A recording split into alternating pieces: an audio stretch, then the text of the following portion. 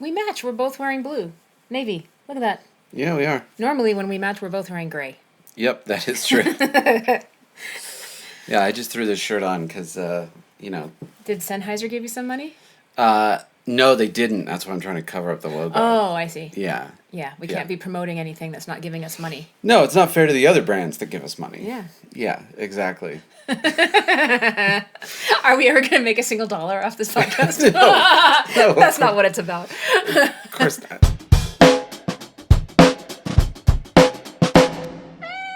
Yeah, let's get started. Okay. Well, let's see. Where should we start? Should we go backwards or forwards? Let's go backwards. Okay. Well, starting with today, it's been today and yesterday were very relaxing because we bailed on our vacation. We did bail on our vacation. There is no greater joy than plans canceled. That right? is, yeah. I don't know the exact phrase, but oh my gosh. Yeah, we went up to the mountains to go camping.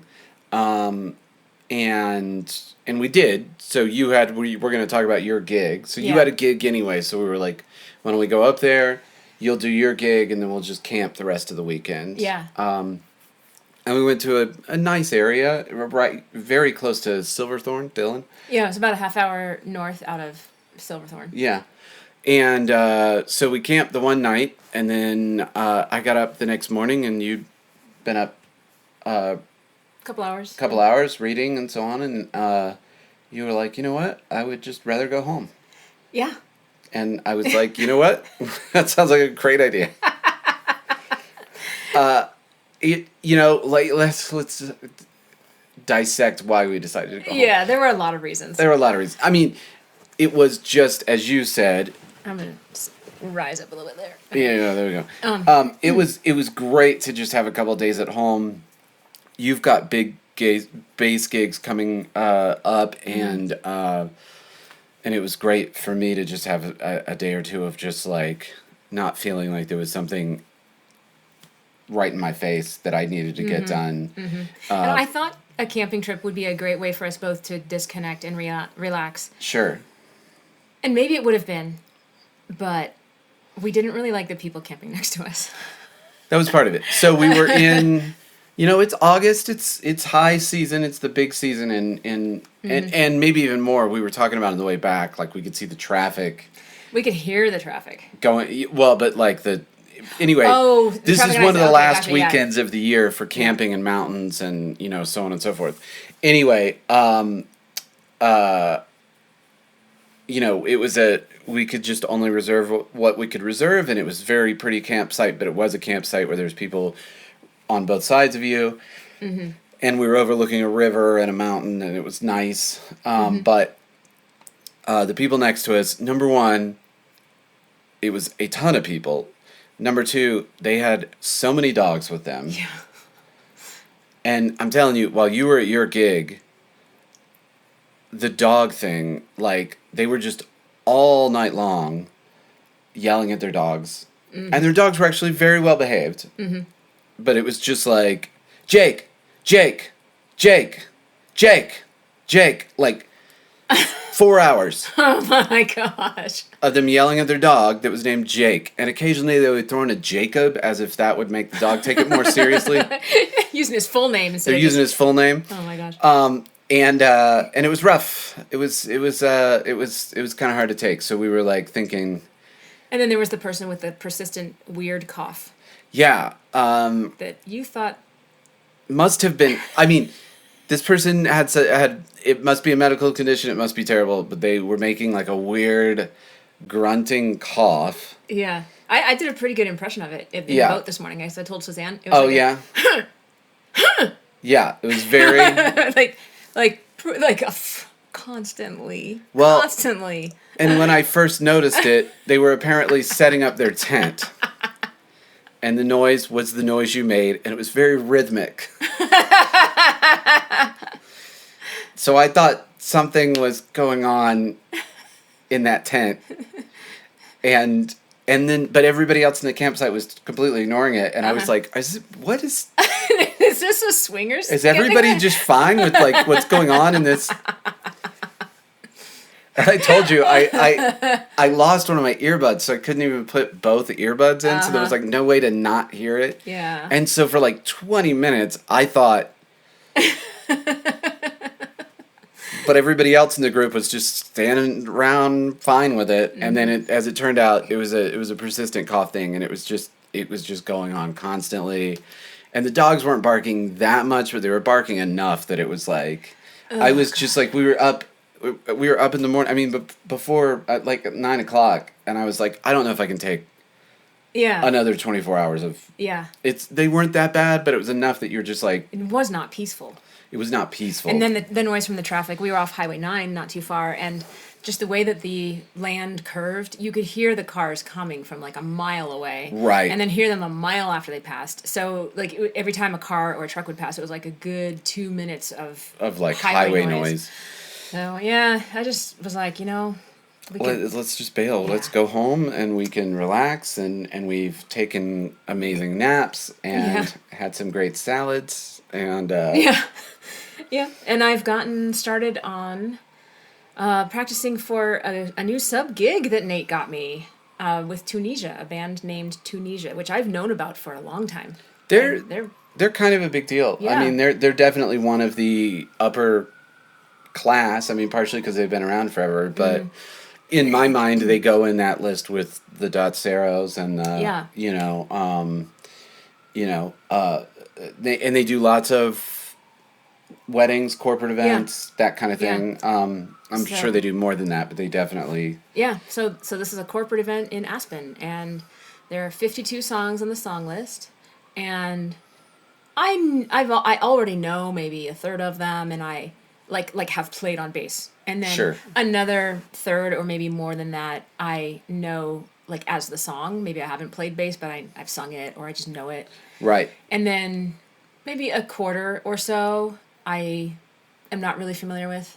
Yeah. But I'm working on it, working through it. So it was good to get a head start because that gig is now in 10 days. Yeah. And oh my gosh, they move fast. First of all, they play fast. The tempos are fast. Tempos are up, yeah. And there is no space between the songs. I got a recording of their gig from last night, or at least the first 20 minutes, 30 minutes of it. And the medley, of course, goes from song to song to song. Yeah, that's what medleys. But even the songs that are just after each other in the song list, there is not a second of space. Well, I overheard while you were practicing, like the count, like the end of song, and then it's 3, 4, and they're not even doing They're not even doing a 1, 2, 3, 4. Yeah. It's 3, 4 back in. Yeah. Which has got to be killer for a dancing crowd. Yeah. That's got to be amazing. But as a musician, and most importantly, a fill-in musician, I'm going to be on my toes. I need to have a lot memorized. I need to know. I think my biggest challenge on this one is not going to be learning all the songs. It's going to be bringing them into my mind quickly. Yeah, and I don't know if we've ever talked about this, and maybe you're already doing this, but there is that concept when you're talking about playing whole gigs or like the showcase or like you're playing for hours. I always divide stuff up sort of mentally between songs that I really need to be on my toes for and then songs that are like rest songs. That's a great idea. And just like, okay, so I'm looking at the set list and I've got my like little map of like, I get to rest on this one. Yeah, that's a great idea. I get to rest on that one or, it happened at the showcase, which we talked about last week, but like I didn't know one of the songs wasn't going to be there. And I had a rest song right before a hard song, and then that person didn't show up. So we went from, I missed my rest song, where I would have used that rest song to be thinking about the next song the whole time, because I could play that one with very little effort. Right. So I could really be planning for the next song while I'm in this song that's easy. This is great advice. Yeah. I'm going to plan it out that way. I'm going to, like, mark it down somehow about where can I think. If nothing else, where can I think? And knowing where can I think. Yeah. And those are songs that either you know really well, or just maybe the part's easy. Yeah. Or occasionally there's a guitar song where you're like, I barely play in that one, just because of the way it's orchestrated or whatever.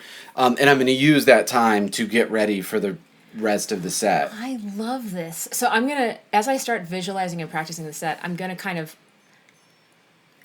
I'm going to make a shape of it for myself that reflects the mental energy required. So I know where I need to be on my toes and know where I can get a brain break. Because speaking of, gigs and thinking, I had the Diamond Empire gig on Friday night at Breckenridge. And Joe got the song list out like on Monday night at midnight, and I teach on Tuesday and Wednesday. So I had to cram on Thursday. Mm-hmm. I did know...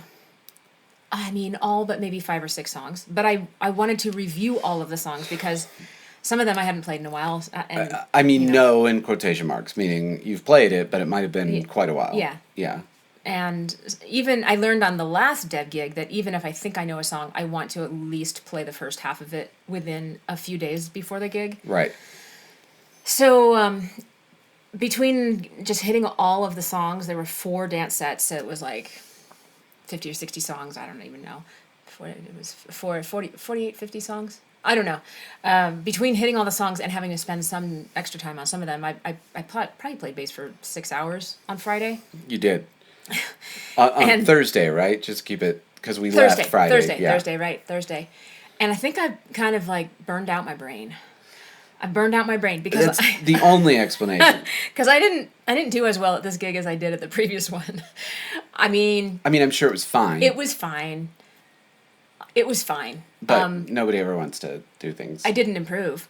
No, I will say I improved on one count, which is in spite of playing for 6 hours the day before and then 4 or 5 hours the next night, my wrist was less tired than it was. Right, we talked about the tension. The previous time, because I did a great job of keeping my left hand relaxed. So that's a win. And I got a couple songs, they were better than the last time I tried them, but I would, I got to the gig and I went to go tune my bass, and it was as if I'd never seen a bass before. I didn't know which string was what. I didn't know where A was.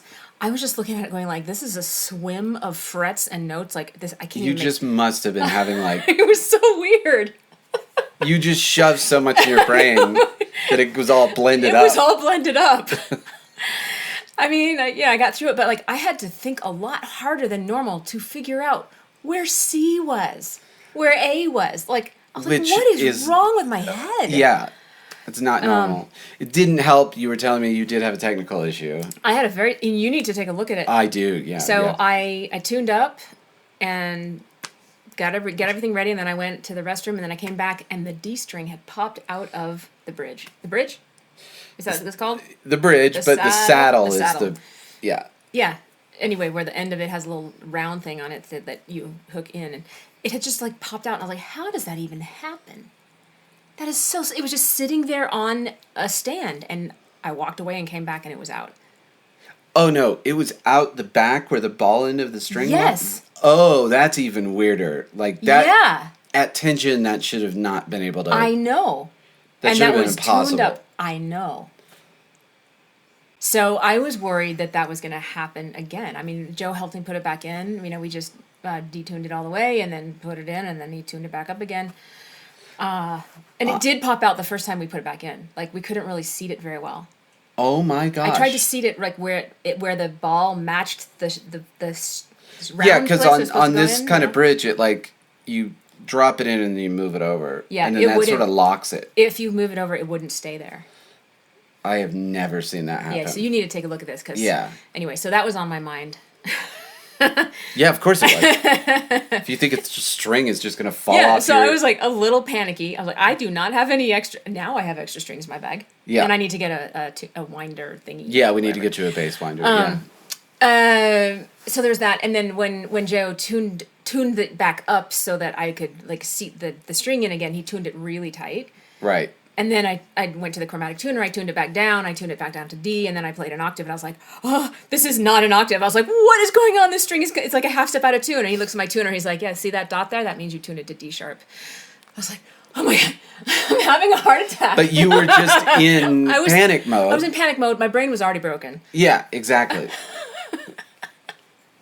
That's going to happen to all of us. I've talked about it even on the pod. There are shows where something goes wrong early in the show, and then I just never really get back on top of it. Yeah. you know, where you're just like, I got behind and I just can't, I got mentally behind and then I just can't get in front of it again. So I was having thoughts like, maybe I should try to avoid playing that string as much as possible. So like because I was like, I don't know why it came out, but I figure if I touch it a lot, it might come out again. And so part of me was trying to like finger stuff differently than I had in practice. Oh, well, then there you go too. Yeah. I mean, I gave that up pretty quickly. Yeah. That's always going to be harder. Anyway, I count all this, as I've said it before, as it's paying my dues, and I am so fortunate to be paying my dues this way, because I paid my dues on voice with Urban Dance Theory with you. Right. That was where we were gigging like 8 to 10 times a month, bar gigs, so 4-hour gigs. Those were tough gigs, physically tough gigs. Long gigs. Yeah. Lots of them.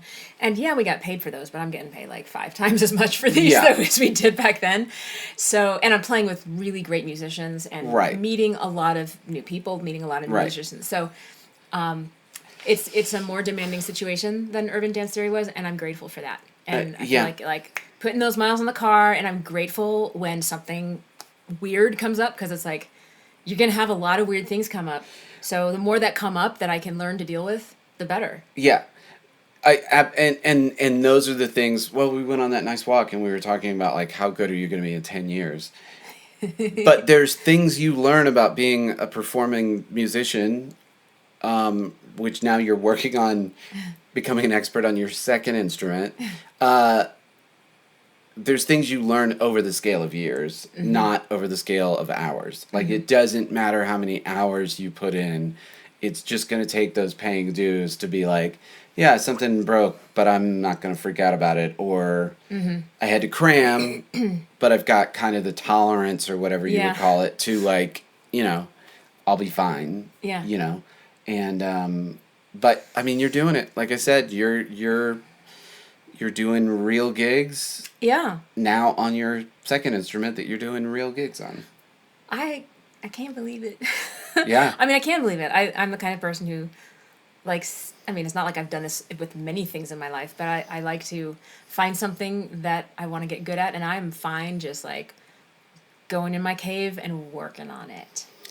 I think that's something we really have in common, that in general, one of my favorite things is getting better at things. Yes. I just like the process of improving. And there's always so much to improve, and you can never fix everything, and you know. Well, and that's one reason that I started bass. We were actually talking about this too on the walk. Yeah. Why did I pick up bass? Aside from liking it, like there was some strategy behind it. One reason that I didn't tell you was I don't find much challenge in singing anymore, because I can sing anything I care to sing at a level that I am happy with. It doesn't mean that I couldn't improve, and it doesn't mean I can sing everything, but I can sing everything I want to sing. Right. And I'm happy with how I sound. So it doesn't give me much motivation to push further. I mean, sure, I could work on more like harder drills and faster runs and stuff like that, but I'm just not interested in putting the time into that, really. Because, you know, like there's this curve of learning anything where you usually with most things you learn a lot at the beginning and it's fun and things are changing week to week and day to day. And then when you get really good, like it pretty much flattens out. Not that you don't get better, but it takes a lot longer to get better. Well, your plateaus get longer. They get longer and longer. And I mean, that's something I'm at with guitar right now, is where like I'm on like, my plateau is going to be years long. Like if I want to get any further up, it's going to take a long, long time. Yeah. Yeah. But I get it. I'm a little that way with guitar. Not totally, because I have like a different relationship with playing guitar, but like, I totally get it. Yeah. And then there's other reasons though. I mean, you know, there's the other reasons were like with Urban Dance Theory, I was starting to feel silly being a cover singer, at least in the situation, like the young dance music that we were doing, and I was in bars. I was like, I was 40, and it was a little too cutesy for who I am becoming. Right. And I looked ahead and saw, like, you know, do I want to still be trying to make part of my living as a performing vocalist when I'm 50, when I'm 60? Right. When I'm like, there's a time where I don't think I want to do this anymore. Like I don't want to fight for the work. Right. When I'm older. Yeah. and I am a performing vocalist at 51, but I'm playing the part of someone who's 18 years older than me or something. Yeah, sure. So she's, carving out a path for me. And so, but I thought, I can be a gigging bassist player. Yeah. for a long, long time. Like, right. I just saw it as like, that's a way to be on stage and still be in the scene and working without having to fight for work as an old vocalist. Yeah, and you're gonna look incredible as this tiny lady playing bass. You know what I mean? Like, yeah. The instrument's like, when I play, it's about it's like as long as my arm. Yeah. But you're gonna, you know what I mean? Like, I think that side of it's brilliant, and that. Oh, I was also saying there's not that much work for vocalists because a lot of vocalists are the people who form their bands because they want to sing, so they make a band around themselves. Right. So, as a bassist, I think there's a lot more opportunity for hired work. And bass and drums is, I mean, it's a cliche. Everybody's said this forever. Like, bass and drums, good bass players and good drummers are scarce, and they're highly in demand. Like, if you get okay at either of those things, you're going to be able to... Yeah. It's like pedal steel guitar. Oh, gosh, Like with country. Like, you don't even need to be good. If you just own a pedal steel and can kind of do some stuff, you will have endless work because there are like 5 pedal steel players. Oh my gosh, that reminds me of a total tangent, but it's a story worth telling on this podcast. Yeah. My friend Ken, who you met recently. Right. So, back in the 80s, my friend Ken, who I knew through software, he's a software developer, and architect and stuff, he had this, at the time, extremely complex and expensive keyboard of some sort. I don't know if you remember what it was. No, I don't. No. But it was like a $10,000 keyboard in 1982. Okay. It was something really rare and expensive. Right up his alley. Must have been Moog in 82. Maybe. Yeah. Anyway, so what's the band? The LA band, Simple... No. Missing Persons? Missing Persons, yes. Missing Persons was on tour. It could have been an ARP or... It was Missing Persons. Yeah. They were on tour. They used their keyboard player used one of those exact keyboards. Yeah. And they were going to play Red Rocks, and the keyboard was broken or something. And so they started looking around Denver for anybody who owned a keyboard like that. Right. And somehow they found Ken, and he lent it to them and stayed there to make sure it worked. And it wasn't long before he was their keyboard player, and he toured with them. Right. Because he owned this keyboard. It was the main reason. Yeah. He toured with them for a year or two. And at the time, those things were $10,000, and that's $10,000 in 1982 dollars. And there might have only been like 10 of them in the country. Yeah. I mean, that. And this was back when keyboards were not digital; they were analog. They were very complicated, handmade things. And I mean, there you go. There's a level of creating demand for yourself. It's sort of like we say about Stax, where like he's worked himself into this position of like, who else are you going to find that can do all of those things well? Yeah. Not too many people. Yeah, it's just not many. Anyway, gosh. That's all me. Yeah, that's all you. What have you been up to? Well, a major thing I've been working on this week is I was doing a new song with Cody that's kind of interesting, and he's putting it out. I have to like finish mainly the mastering tomorrow. There's just a few EQ things I want to change. He was commissioned by actually a fan of his, wrote a song and wrote lyrics, and then commissioned Cody, and then therefore me. So the fan wrote the song. The fan wrote the song, but just lyrics, no music, no melody. Okay. So then Cody and I put it to music, gave it a melody. Cody had a shape for it, and then I just sort of changed some little melody things to, kind of up the catchy factor. If you ever want to make anything catchy, always make sure the root lands on the one of the bar after the chord. Like there's like some mathematical kind of like, so we changed some of the phrasing so that it would like land like that. and Cody and I work great together that way. It's like it's oddly super fast. It's almost like working with you. Like we're just like, yeah, and like you don't even have to That like makes sense. Oh yeah. you don't Oh have yes, to like that, talk it out. Like Uh-huh. it's like as soon as you start saying something, it's like, oh, I get where you're going. Like Yeah. Oh, you cool. know, and and Cody's just dynamite. And he's one of those singers who can sing anything and just make it sound good. And sometimes you almost Yeah. have to like check yourself. Like let me sing it and let's see if that feels right.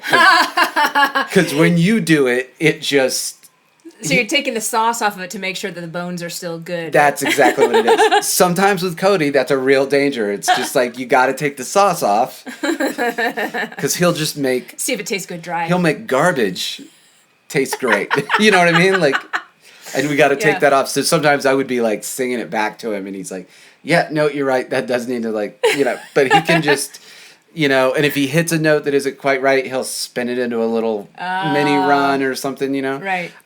He's such a great, you know, pop singer. But Yeah. anyway, then we also brought in JP, who is the other lead singer, one of the other lead singers in Radio Band, a very big commercial corporate wedding band that Cody plays with, and then we brought in Amanda Hawkins, who she was in a band called what? Della. She was in a pretty big Colorado Yeah. band Yeah. that got pretty big, and then she was signed for a minute, and I think she maybe did some stuff with CeeLo Green. Yeah. Yeah, and And now she sings the national anthem for the Avalanche. the hockey, Yeah. the pro hockey team out Yeah. here. And She's really good. I really love her voice. great singer, amazing singer, and so we brought those two singers in, and we were kind of going for a "We Are the World" feeling. Mm-hmm. So, you know, lots of making it sound like it was a very big chorus of people, and then, you know, it's really weird. I actually discovered a bit of I think I have a talent for that kind of thing. Like, I hated that kind of stuff. I remember being a child and hearing those kind of like "We Are the World" type songs, and just being like, blah, like it's so saccharine and the you know and everybody's got to jump in for an ad lib, Right, and right, you know right. like Yeah. but honestly, I put this one together, and this is the second or third thing I've done somewhat recently that's been one of those "We Are the World" type things, and I think I'm sadly good at it. You just like you find the play, and everybody's kind of got to have an ad lib early so they introduce themselves. So when Right. they come in with a real line, it's not surprising. You got to give everybody a so that so that you're like, oh yeah, they're back. You know, like everybody's got to have an introduction.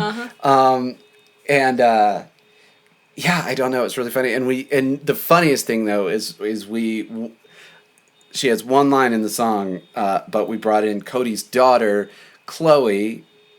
I think it's Chloe. Sorry about the car alarm that you might hear on the recording, but Yeah, hopefully Chloe. we'll- yeah. Chloe. Yeah, Cosette. Chloe is Cosette's. Because that's the Okay. smallest one. Okay. Or now second smallest. But, yeah, it's Chloe. I was just confused. We had someone come by the house today and measure for doors, and her name was Chloe. And I was like, did I just have that in my head? Anyway, Cody's youngest daughter, who is 8 years old, and obviously being around Cody's house and stuff has exposure to stuff. And even when we were working on stuff, it's like, oh, clearly you've overheard a lot of stuff. Like she had a weird idea of how this went. But it took a fair amount of coaching, and we got that line out of her, and she did so great. And you made her feel very safe. I was Talking about. Cody texted me that, and I was like, I can't imagine a better compliment. You know what I mean? Like, that's like a very nice thing to say. Yeah. To you know, and of course, you know. Did you want to talk at all about how you did that? Like the producer's secret, which I don't know if you want to share. Yeah, maybe I shouldn't share it. One thing you can do to put people at ease is, I don't know how to say it really. I was telling you in the car, I don't know that I have a great way to say it, but it's making people feel maybe like they're smarter than you, or that like you're not all that great or smart, and like in a weird way, like you don't want to do it in a way that like destroys your credibility. But Chloe was struggling a little bit, so I was faking having a lot of problems and like stopping in the middle of the take and being like, "Oh, I'm sorry, I messed that up." Oh, and then she eventually got to the point where she's like, "What's up with this guy? Does this guy not know what he's doing?" And then you got a good time. And then she got way more comfortable because she just didn't. It's like I don't know. It's a way of like breaking the illusion. Of course, as a producer, you are the client is your boss, but people will very often feel this thing that you as the producer are this expert on music, so therefore you are the boss. Right. And they have that I'm working for the boss situation and I can't mess up. Right. This person's an expert. They know good, and that I might not be good. Right. And, yeah. And if you can kind of like figure out a way to break that relationship and get it back to like you're actually the one who knows what's going on, it never doesn't work. And I wouldn't say I do that all the time. You don't need to do that all the time, but it worked on an 8-year-old. That's why people feel safe with you. Like, everybody feels safe with you. I think. I mean, I hope. Yeah, I mean, that's the goal. I mean, everybody feels safe with everybody Performance High, but it's a special situation. Recording vocals in a studio. It's very, very vulnerable. Very vulnerable. And there's a lot of things you can do. And I realized looking back, that's a lesson I learned from John Kurtzwig, who would just do like wacky stuff. Like I remember like right when we first started working with him, he would not stop doing Beavis and Butthead impersonations. Like all the time. Like nonstop. Like you wouldn't get a word out of him that wasn't a Beavis and Butthead impression. Yeah. Oh my God. And he just talked like Beavis and Butthead. John may not remember it that way, but I remember that. And I remember that as such a great lesson that there's a way to make people feel uncomfortable by just letting yourself be a little goofy or something. Feel more comfortable. Feel more comfortable by just being a little goofy, being a little vulnerable, being a little whatever. Yeah. And John's always super cool. John has given me such good advice. John is the one who told me never look cooler than your client. Mm-hmm. Like, you don't have to go way out of your way, but like, don't look flashier and cooler and hipper than your client because it might make them nervous that you look whatever. Yeah. So like, if you need to put the hair up, you know what I mean? Yeah. Wear a lawn mowing shirt, not a cool rock shirt. You know what I mean? Like it's just if you need to, take it down a notch. Take it down a notch. So, but Chloe did great, and it was super cute, and sounded great. Yeah, it sounded really good. Yeah, I was a little embarrassed because I was like giving her directions to like, I was like, you need to deliver this line like you're so happy, like the line was like one person can change the world or something, and I was like, you gotta like deliver it like you're just really thrilled, like you just got like a brand new, and I was like trying to think of stuff that kids like, and I couldn't think of anything that kids like. You're getting old. I'm getting old. Like I was just like, I don't what. Brand new a fire truck car? I mean, fire truck car. Like what would this 8-year-old girl be excited about? Like I don't know. Like Cabbage Patch Kid. I wound up having to go with like you're getting a new. It's a lunchbox. It's a birthday party. You're at a birthday party. Like I landed on birthday party because I was just like, I don't know what would a 8-year-old kid be excited about? Like I no longer know. I still know what teenagers are just teenagers. Like teenagers have always been. I would have been excited to get when I was 8 years old. What's that? A book. Yeah. At Christmas, we could always open one present before, like on Christmas Eve, and I would always open the book-shaped present so I could read it that night. And if anybody wonders why I call you a nerd. Oh, and apparently both Nate and I. Oh my God. So Nate texted me something where Siri corrected the word do, D-O, not corrected, but miscorrected the word do, D-O, to the word due, D-U-E, and he followed that up with a text to correct it to the right homophone. And I was like, oh, gee, I'm glad you corrected that. And he was like, I'm kind of a, it drives me crazy. I'm big on spelling. And I was like, I was the winner of my 6th grade spelling bee. Apparently he was too. Fellow nerds. I was like, I knew there was a reason I love that guy. Surrounded by nerds. Spreadsheets and spelling bees. Spreadsheets. Ooh, that's the name of this one. Spreadsheets and spelling bees. I was saying that should be the name. You and Nate need to put together a duo project called Spreadsheets and Spelling Bees. And you guys will be on the cover, but you got to look all tough. Yeah. Oh my gosh. Anyway. Okay. Let's wrap it, huh? Let's wrap it. Phew. We are sponsored this week by... Not by Sennheiser. Not by Sennheiser. We are not sponsored this week by Sennheiser, and we are sponsored by Performance High. Voice and Music Studio. And we really appreciate you guys hanging out, as always, and we'll talk to you again next week. Bye.